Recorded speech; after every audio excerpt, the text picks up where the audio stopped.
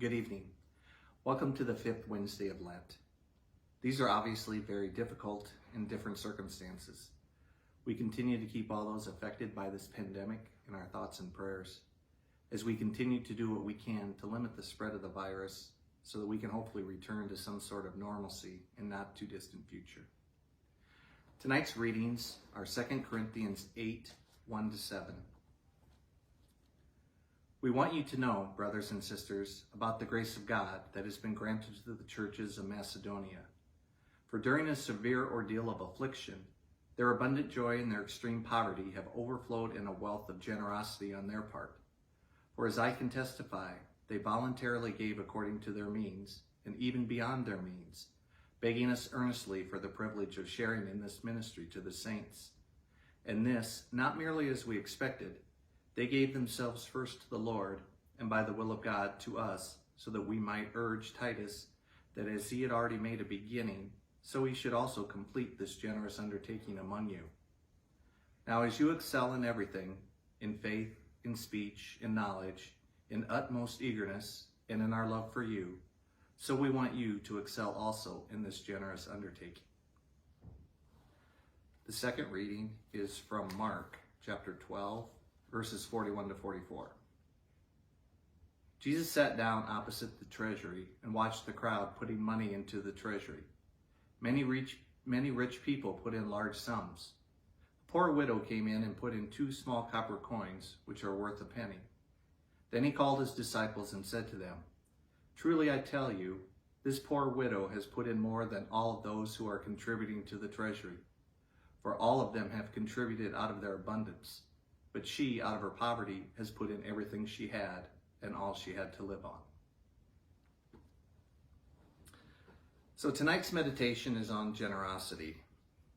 And I know what all of you are thinking out there. Oh, great. The church treasurer is speaking on generosity. That means he's going to be asking for money. But no, I already did that 2 weeks ago. So you can rest assured, I'm not going to talk about just being generous financially, but also how we can be generous emotionally and spiritually, especially during this most unusual and trying time. To say that all of this is surreal would be a huge understatement. It reminds me a lot of 9/11, the way the world just stopped and how all of our lives were forever changed. Although the disruption to everyday life is similar, it's also very different in major ways as well. The foremost being the ability to gather together. After 9/11, we gathered with family and friends and comforted each other, and we were able to gather together as a faith community and find solace in our shared faith.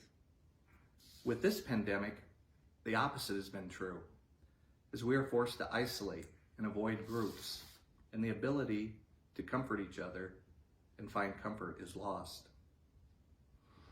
But I think it is just in these kind of trying times that we as a community of Christ are extremely generous with our time, with our talents, and with our treasures. So what is generosity? Generosity is a quality of being willing to share. Not being forced to share, but the quality and being willing to share. The Bible says quite a bit about generosity, actually. In today's readings, both in Paul's letter to the Corinthians and Jesus' parable in Mark about the poor widow, the theme is similar. Those who give freely and joyfully out of their scarcity, not out of their abundance, are the ones who are held up as positive examples.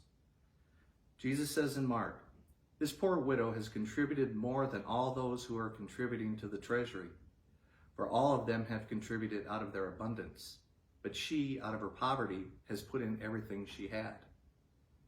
And in Paul's letter to the Corinthians, he encourages them to be as generous as the Macedonians. For during a severe ordeal of affliction, their abundant joy and their extreme poverty have overflowed in a wealth of generosity on their part. Again, out of their scarcity, their poverty, they were generous. In the next chapter, Paul continues, "The point is this, the one who sows sparingly will reap sparingly, and the one who sows bountifully will also reap bountifully. Each of you must give as you have made up your mind, not reluctantly or under compulsion, for God loves a cheerful giver. And God is able to provide you with every blessing in abundance, so that always having enough of everything, you may share abundantly in every good work. Generosity doesn't have to be a grand gesture or a big donation. It can be giving what you can, joyfully, willingly sharing it with others. So the poor widow, the Macedonians, they all gave out of their scarcity, their poverty, not out of their wealth. But how does that apply for us today, especially in light of the current world economic meltdown? I heard an advertisement on the radio the other day for a financial planner.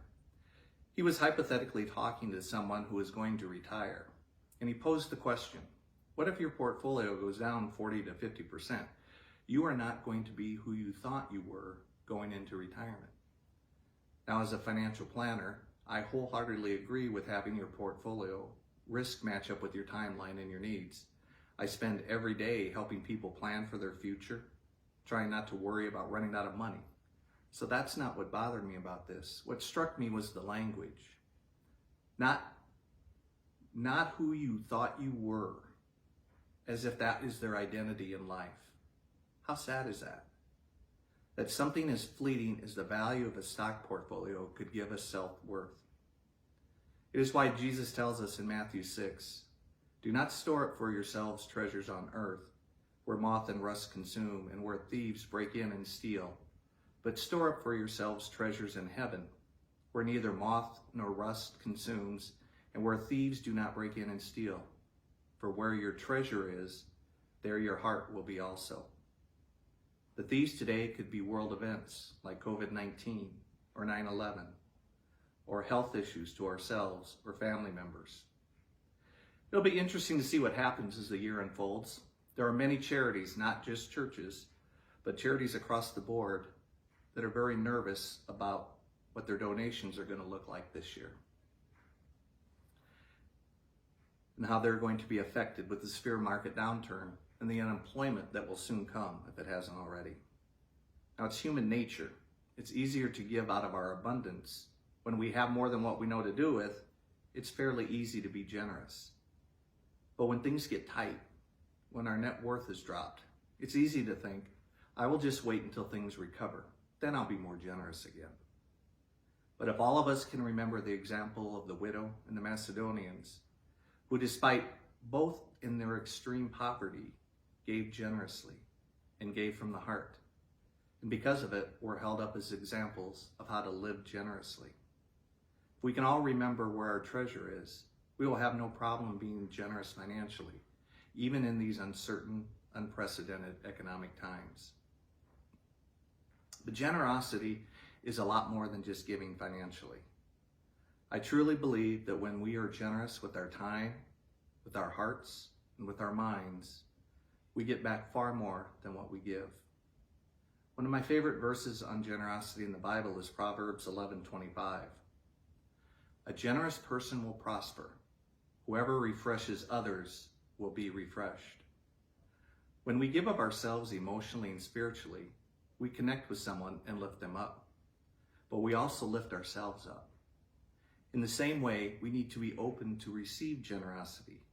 By allowing that person to lift us up, they lift themselves up too. I heard a motivational speaker talk about generosity, and she stated it this way when thinking about generosity. She says, it's not about me, it's bigger. It's another way of stating the golden rule. Treat others as you would have them treat you.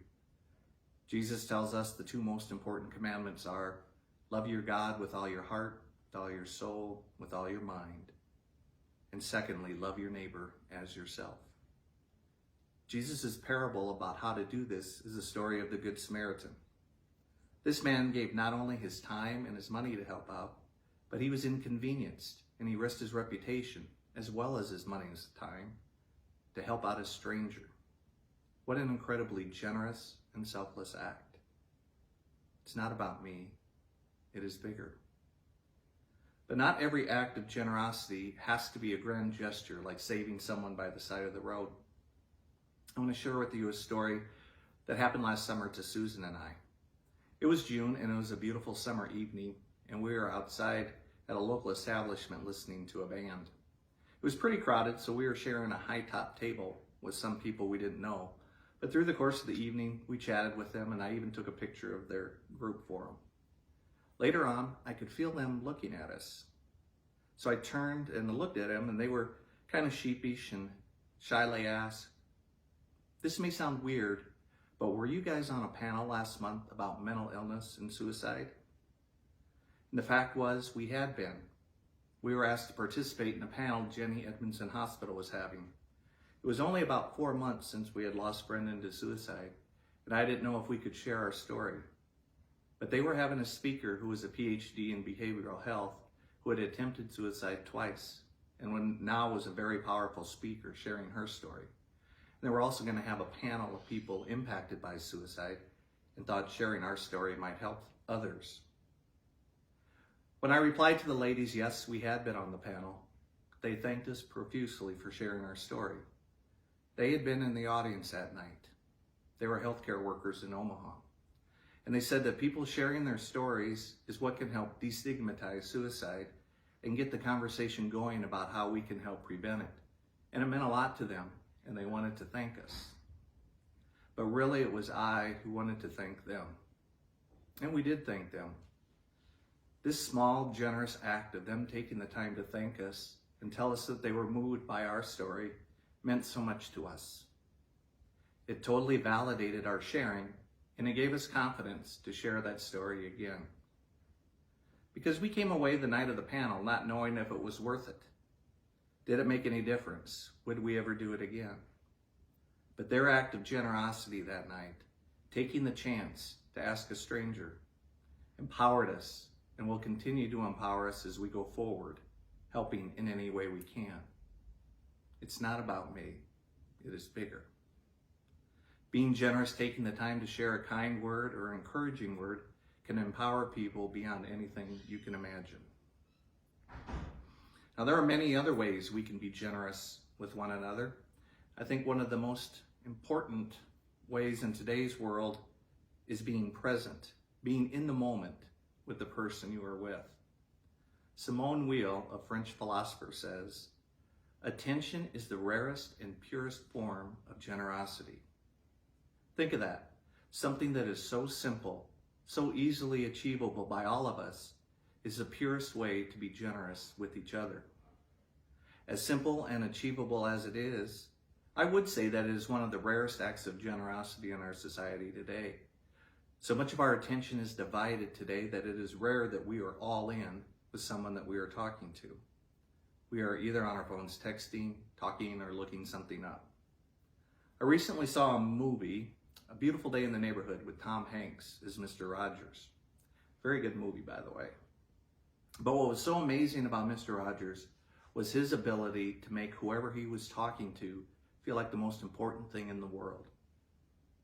There's a good scene where the reporter in the story is on the phone with Mr. Rogers, and the reporter is running around looking for a pen, totally distracted, trying to think about what he wants to ask him next. When Mr. Rogers says, "You know what the most important thing in the world to me is right now? Talking to you on the phone." And the reporter stops in his tracks and pauses because he believes it. Now, before I sound like the old man on the porch, kids today always on their phones, I admit I'm as guilty of it as well. A confession that having to do this meditation was actually very good for me. It forced me to be intentional about reflecting on how to be generous, and I have found myself lacking. I have not always been as present as I should have been. Now, I've had different times in my life where I've had to slow down and be more reflective just to get through life, through illness and death. I had to admit that I wasn't in control and be humbled and look to God for guidance and strength. And it worked so well that when things improved, I quit doing it and I went back to the illusion that I was in control. Worrying about things I cannot control is exhausting and draining. And then I have nothing left in the tank for those around me that need me. I heard a saying the other day, feed your faith, not your fear. Be intentional about reading things that will strengthen your faith. It is hard to do when we are bombarded by all day long with seemingly unending negative news. But if we feed our faith, our fears will starve. Now, some of you may be thinking, this all sounds great, but I really don't have time for this now. With all that is going on in the world and in my life today, I need things to get back to normal. Then I'll be generous. Then I'll be able to give of myself. Right now, I'm just too scared. I'm just too uncertain of all that is happening, what could happen. I'm too poor financially now. Are you kidding me? Look at my 401k. When things get back to normal, then I'll be generous. Now, I know I've shared this before, but I just think it's so appropriate today with all that is going on. It's a poem called "The Station" by Robert Hastings. Tucked away in our subconscious minds is an idyllic vision. We see ourselves on a long, long trip that almost spans the continent. We're traveling by passenger train, and out the windows we drink in the passing scene of cars on nearby highways, of children waving at a crossing, of cattle grazing on a distant hillside, of smoke pouring from a power plant, of row upon row of corn and wheat, of flatlands and valleys, of mountains and rolling hills, of biting winter and blazing summer, converting spring and docile fall. But uppermost in our minds is the final destination. On a certain day, at a certain hour, we will pull into the station. There will be bands playing and flags waving, and once we get there, there will be so many dreams will come true. So many wishes will be fulfilled, and so many pieces of our lives finally will be neatly fitted together like a completed jigsaw puzzle. How restlessly we pace the aisles, damning the minutes for loitering, waiting for the station. However, sooner or later, we must realize there is no one station, no one place to arrive at once and for all. The true joy of life is the trip. The station is only a dream. It constantly outdistances us. When we reach the station, that will be it, we cry. Translated, it means, when I'm 18, that will be it. When I buy a new 450 SL Mercedes-Benz, that will be it. When I put the last kid through college, that will be it. When I paid off the mortgage, that will be it. When I win a promotion, that will be it. When I reach the age of retirement, that will be it. I shall live happily ever after. Unfortunately, once we get it, then it disappears. The station somehow hides itself at the end of an endless track. Relish the moment is a good motto, especially when coupled with Psalm 118:24. This is the day which the Lord hath made. We will rejoice and be glad in it. It isn't the burdens of today that drive men mad. Rather, it is regret over yesterday or fear of tomorrow. Regret and fear are twin thieves who rob us of today. So stop pacing the aisles and counting the miles. Instead, climb more mountains, eat more ice cream, go barefoot oftener, swim more rivers, watch more sunsets, laugh more, and cry less. Life must be lived as we go along. The station will come soon enough. In closing, let us all reflect on how we can live life as we go along.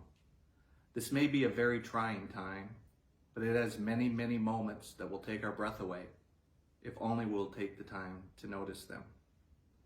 Let's not be so worried about getting through all of this that we forget to enjoy the ride, that the fear of tomorrow does not rob us of today.